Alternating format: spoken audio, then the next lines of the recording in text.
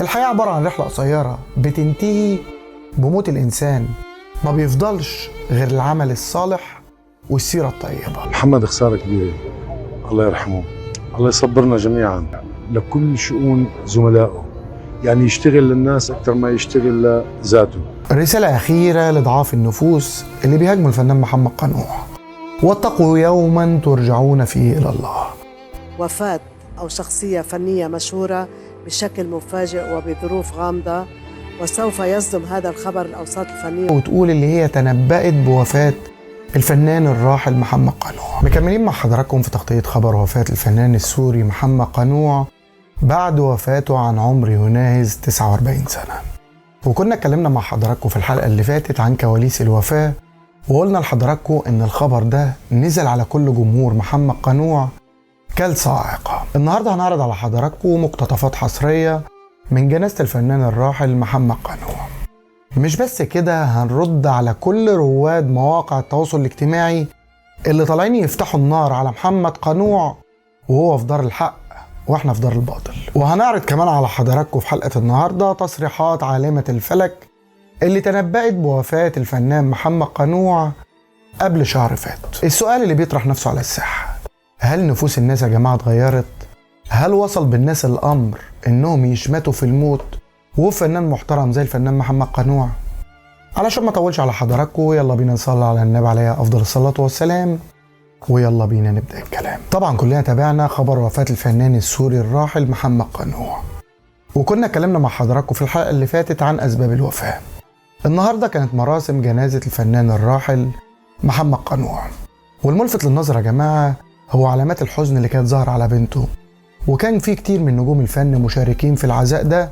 مش بس كده، تقريبا كل متابعين وكل محبين محمد قنوع كانوا متواجدين في الجنازة. بس الملفت للنظر يا جماعة ان في التوقيت اللي كل الناس بتدعي لمحمد قنوع بالرحمة، لقينا بعض الناس طالعين على مواقع التواصل الاجتماعي وبيهاجموا الفنان الراحل محمد قنوع. طب بيهاجموه ليه؟ بيهاجموه عشان كان اتصور قبل كده بصورة بلبس الجيش السوري، واكيد حضراتكم عارفين اللي فيه خلافات سياسية او صراعات سياسية داخل سوريا، سواء الجيش الحر او الجيش السوري. لكن هنا يا جماعة ايا كانت انتماءاته السياسية، الراجل ده بين ايدين ربنا. لما اشوف واحد طالع يشمت فيه على مواقع التواصل الاجتماعي ويقول ان الشخص ده كان بيدعم ناس ظالمة، فاعتقد ان احنا هنا لازم نوقف ونراجع نفسنا. الغريب بقى يا جماعة مع الهجوم الكبير على محمد قنوع رحمة الله عليه، ان الراجل ده اخر مشهد ليه كان بيصلي في المسجد صلاة التراويح. والملفت للنظر اكتر، وقلتها في الحلقة اللي فاتت وهكررها تاني، ان الراجل ده قبل وفاته باسبوع واحد كان بيعمل عمرة، يعني ختم القرآن وصام وعمل عمرة وانتقل الى رحمة الله. فلما اشوف ناس طالعين على مواقع التواصل الاجتماعي وبيهاجموه بشكل زي ده، كان لازم اقف عند النقطة دي وعلق عليها. لكن الغريب بقى يا جماعة ان لقينا مقطع فيديو متداول على مواقع التواصل الاجتماعي لعالمة فلك او عالمة ابراج اسمها الدكتورة ليلى عبد اللطيف، وبدأت قناة الجديد فن تنشر مقطع الفيديو ده وتقول اللي هي تنبأت بوفاة الفنان الراحل محمد قنوع. تعال نشوف الاول مقطع الفيديو ونرجع نعلق عليه مع حضراتكم مرة تانية. بينتشر خلال الفترة القادمة وفاة فنانة أو شخصية فنية مشهورة بشكل مفاجئ وبظروف غامضة، وسوف يصدم هذا الخبر الأوساط الفنية ويؤدي إلى حدوث ضجة واسعة على وسائل التواصل والإعلام، ويطرح الكثير من الأسئلة وعلامات الاستفهام. مصري؟ ما بعرف، بس تتناول السوشيال ميديا كتير. زي ما حضراتكم شفتوا كده يا جماعة، ده مقطع الفيديو المتداول على مواقع التواصل الاجتماعي. والملفت للنظر بقى يا جماعة ان الدكتورة ليلى عبد اللطيف اي فنان بيموت نلاقي مقطع فيديو زي ده بيتم تصديره للرأي العام وكأنها توقعت وفاة الشخص ده.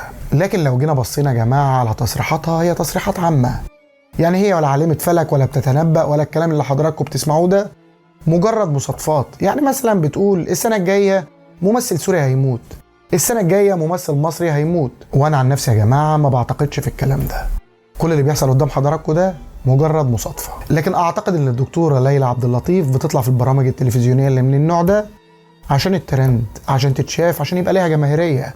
واعتقد ان احنا ما ينفعش نستغل مواقف زي دي عشان نطلع ترند. خلاص الكلام يا جماعة عشان ننهي الجدل في الموضوع ده، الفنان محمد قنوع فنان محترم وكل الناس تقريبا محدش بيقول فيه كلمة وحشة. بعض الناس ضعيفة النفوس بتطلع تقول الكلام ده على مواقع التواصل الاجتماعي لاستغلال ترند زي ده لتوجيه سياسي معين. وهنا لازم نقف ونسأل نفسنا سؤال مهم جدا، هو الفنان محمد قنوع رحمة الله عليه مش ميت بعد ما صام شهر رمضان وختم القرآن وعمل عمرة؟ هل اللي بيحصل ده مش علامة عن حسن الخاتمة؟ الراجل ده جماعة كان طلع في أحد اللقاءات التلفزيونية وكان بيتكلم عن زواج المسلم من المسيحية والعكس. رفض انه بنتي تتجوز من شاب غير مسلم مسيحي يلي ما هو مسيحي. طب هل العائلة المسيحية بتقبل انه تاخذ لابنها؟ الراجل ده كان متمسك بتعاليم الدين الإسلامي، فلما الاقي بعض اللجان الإلكترونية على مواقع التواصل الاجتماعي بتستغل ترند زي ده للإساءة للفنان الراحل محمد قنوع، يبقى لازم أطلع ودافع عنه، لأن وارد جدا إن ربنا سخرنا جند من جنوده للدفاع عن الراجل ده. الراجل ده جماعة ما شفناش منه إلا كل خير، وكل الأدوار اللي كان بيقدمها أدوار محترمة وبتفيد المجتمع. ما عملش حاجة ممكن تضر بالمجتمع، ما عملش حاجة ممكن تضر بالنشء أو بالشباب الصغير. بالعكس الراجل ده كان محافظ على أسرته وعلى دينه، متمسك بتعليم الدين الإسلامي، كان دايما شايف ان الحياة الشخصية خط أحمر، وإن حياته الشخصية هي خاصة بيه، مش المفروض ان احنا نشاركها على مواقع التواصل الاجتماعي. رسالة أخيرة لضعاف النفوس اللي بيهاجموا الفنان محمد قنوع: واتقوا يوما ترجعون فيه إلى الله. كلنا هنموت وكلنا هنقابل ربنا، اعملوا حساب للحظة اللي انتوا هتقابلوا فيها ربنا. وارد جدا اللي انت بتعمله دلوقتي وبتشمت في واحد ميت يحصل نفس الكلام لما تيجي تموت. قلتها في الحلقة اللي فاتت وهكررها تاني، الإنسان ما هو إلا سيرة طيبة. الحياة عبارة عن رحلة قصيرة بتنتهي بموت الإنسان، ما بيفضلش غير العمل الصالح والسيرة الطيبة. فياريت كل واحد يعمل حساب للحظة لقاء الله. اللهم أرني الحق حقا وارزقني اتباعه، وارني الباطل باطلا وارزقني اجتنابه. وده كان آخر خبر معانا في حلقة النهاردة، وبشكر كل الناس اللي وصلت معايا في مقطع الفيديو لحد الدقيقة دي، وبطلب من حضراتكم تشاركوني برأيكم في الكومنتات. تفتكروا حضراتكم ايه السبب على الهجوم على الفنان محمد قنوع؟ وهل في شماتة في الموت؟ يعني ممكن نلاقي ناس بيننا مسلمين وعايشين في وسطنا وبيشمتوا في موت واحد تاني؟ يا ريت حضراتكم تشاركوني برأيكم في الكومنتات، وهقرا كل الكومنتات وهرد على حضراتكم. ولحد هنا خلصت حلقتنا. يا ريت لو المحتوى بتاعنا عجبكم ما تنسوش تدعمونا بلايك وشير وسبسكرايب للقناة، وتفعلوا زر الجرس عشان يوصلكم كل جديد. كان معاكم اسلام ناجي مستر ترند. يلا سلام، والسلام مش ختام.